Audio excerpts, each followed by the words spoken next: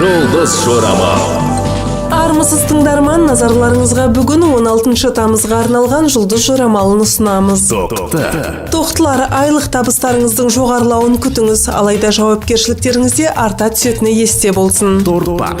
Торпақтар, өз жекесіңізбен айналысып жүрсеңіз, жұлдыздар өзге қаладағы таныстармен байланысқа шығуға кеңес береді.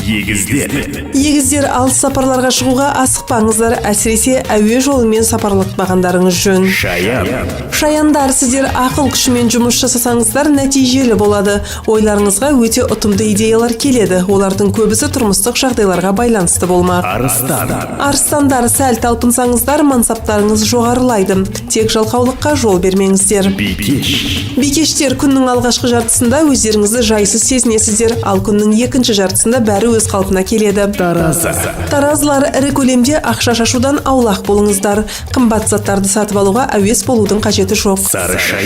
Саршаяндар, бір бейтаныс адам сіздің соңыңыздан қалмай танысуға талпынады, ал жұлдыздар бұл күні бөтен жандардан аулақ болуға кеңес береді. Мергендер, бұл күні назарыңыздың бәрін талап етіп, бір орында қадалып отыру керек болатын жұмыстарды жасамағандарыңыз абзал. Тауешкілер, сіздің әріптестеріңіз ғана емес, жақындарыңыз да сіздің назарыңызға мұқтаж. Сол жайында аздап ойланғандарыңыз жөн дейді жұлдыздар.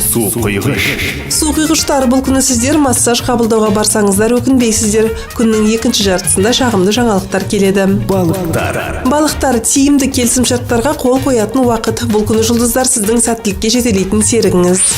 16 тамызға арналған жұлдыз жорамал осындай. Жұлдыздарыңыз жарық болсын. Жұлдыз жорамал.